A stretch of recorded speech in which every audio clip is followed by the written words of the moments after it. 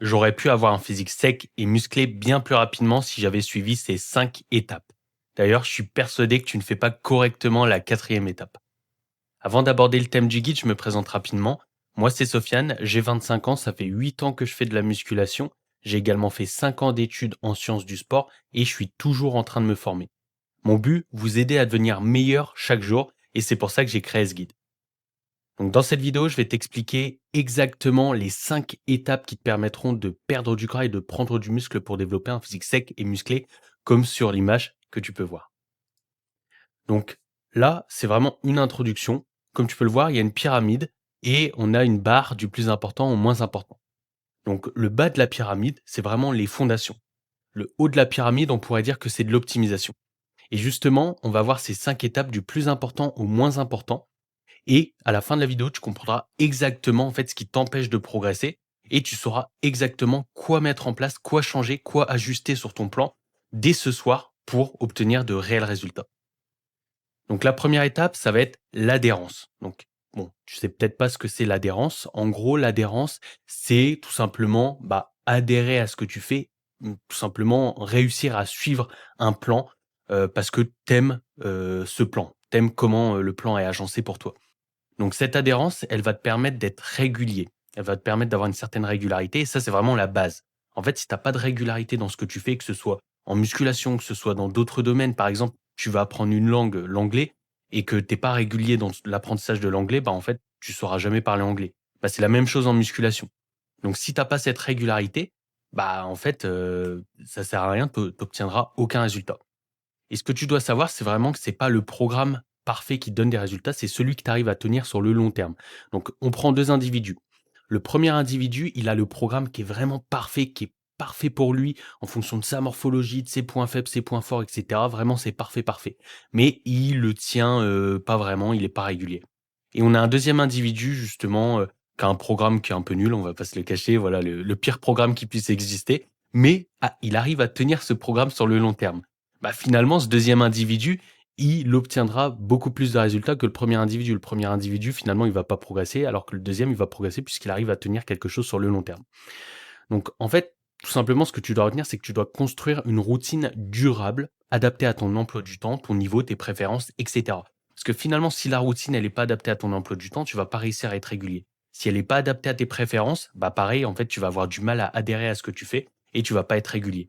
Donc, tu dois vraiment construire une routine que tu puisses tenir sur le long terme. Donc, pour ça, elle doit être adaptée à différentes choses, comme ton emploi du temps, qui est hyper important. Ça, c'est même le numéro un, on va dire.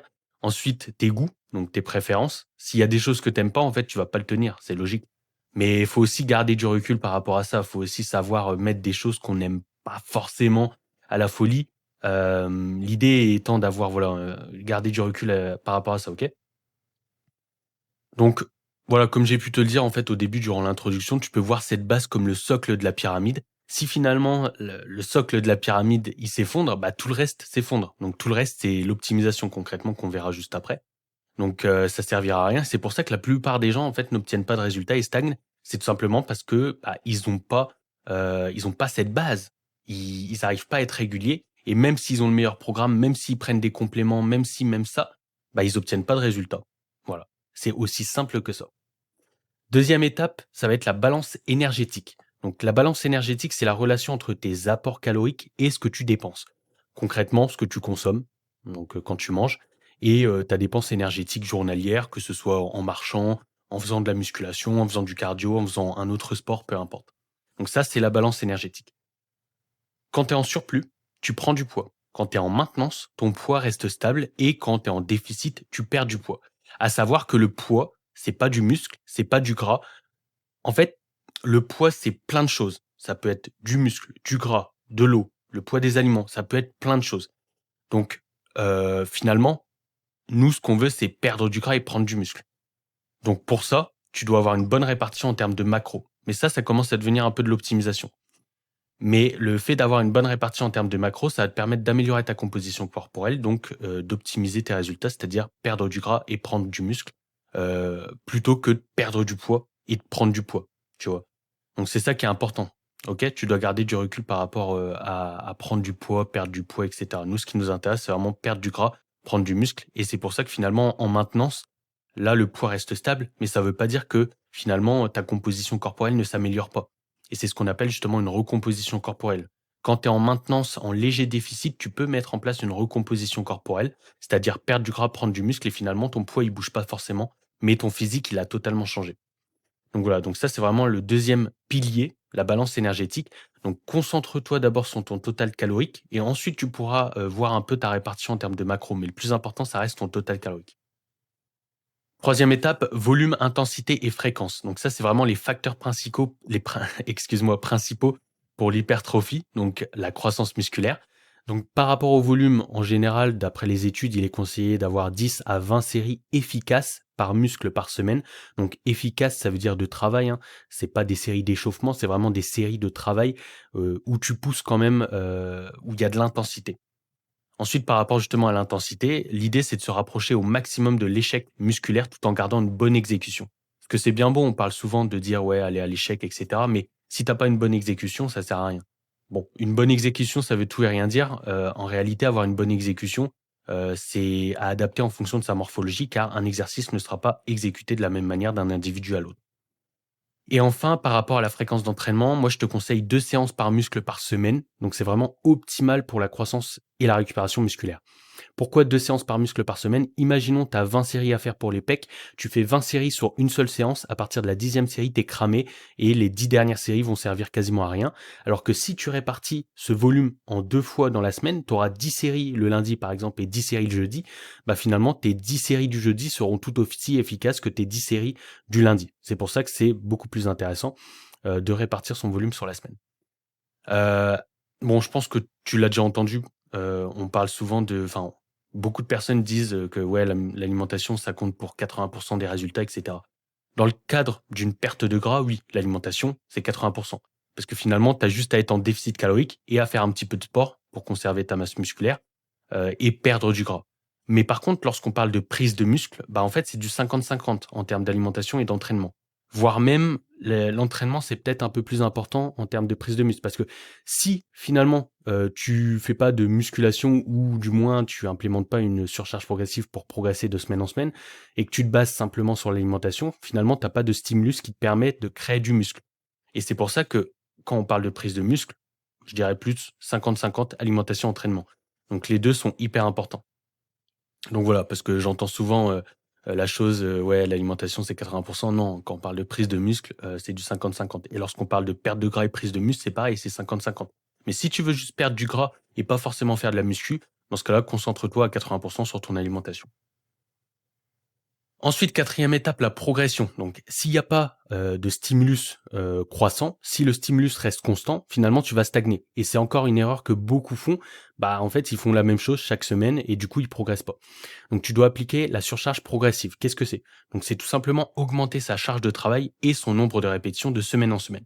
Bon, en réalité, une surcharge progressive, contrairement à ce que beaucoup pensent, c'est quelque chose à faire sur le long terme, sur des mois, voire même, des années. Au début, ça va aller vite parce que finalement, tu as l'adaptation de ton système nerveux, mais à partir d'un moment, ça va vraiment ralentir, surtout sur les petits muscles. Donc là, je t'ai mis un exemple. Imaginons à la semaine 1, tu fais 10 reps à 70 kilos, la semaine 2, tu fais 11 reps à 70 kilos, donc là, tu as gratté une rep. À la semaine 3, tu fais 12 reps à 70 kilos, tu as encore gratté une rep. Et à la semaine 4, tu fais 10 reps à 72,5 kilos. Finalement, tu as augmenté de 2,5 kilos, mais tu as perdu des reps parce que bah, la charge est plus lourde.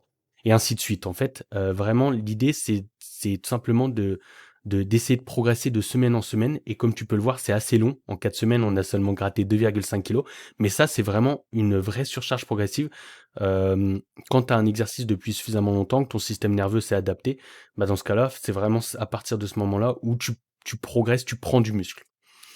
Tu as d'autres leviers aussi sur lesquels tu peux jouer pour, implémenter une surcharge progressive. Pas uniquement la charge, pas uniquement le nombre de répétitions, tu as aussi l'amélioration de ton amplitude de mouvement. À savoir que ton muscle ne sait pas combien tu soulèves, il ne sait pas combien de répétitions tu fais. Lui, ce qu'il ressent, c'est la tension et le fait d'augmenter ton amplitude de mouvement, par exemple sur un développé couché, tu vas toucher les pecs au lieu de faire une demi-amplitude, bah, tu auras beaucoup plus de résultats en touchant les pecs que, en faisant une demi-amplitude. Parce que tu as augmenté la tension sur tes pecs. Et ça, justement, en améliorant ton amplitude de mouvement, tu peux, implémenter une surcharge progressive. Et c'est pareil sur, du coup, l'amélioration de ton tempo. c'est-à-dire, la vitesse d'exécution. Donc tu vas ralentir la phase excentrique sur 2 à 3 secondes plutôt que de laisser tomber la charge. Bah, tu auras beaucoup plus de tension sur tes pecs, par exemple sur un développé couché et tu auras beaucoup plus de résultats. Tu dois également adapter ta progression en fonction des exercices parce que finalement, tu as des exercices d'isolation et des exercices polyarticulaires. Les exercices d'isolation, c'est des exercices qui sollicitent vraiment juste une seule articulation, vraiment qui ciblent un muscle, contrairement aux exercices polyarticulaires où là, tu as plusieurs muscles. Donc, ça va être plus simple de progresser sur ces gros exercices polyarticulaires plutôt que sur les exercices d'isolation.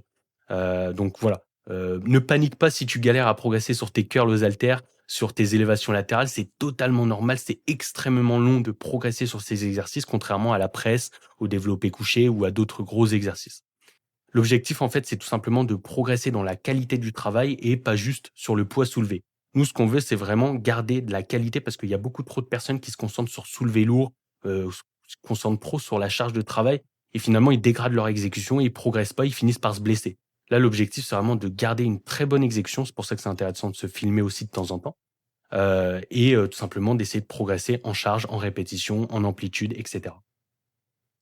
Et enfin, la dernière étape, c'est tout simplement les détails avancés. Donc là, c'est tous les ajustements qui te permettent d'optimiser tes résultats. Supplémentation, donc whey, créatine, oméga 3, vitamine D, magnésium et j'en passe. Les techniques d'intensification, superset, dropset, rest pause. Et aussi la périodisation et les cycles d'entraînement. Donc, tu en as peut-être déjà entendu parler. Mais ça aussi, c'est de l'optimisation. Clairement, tu n'as pas forcément besoin de ça pour progresser. En tout cas, c'est vraiment pas le plus important.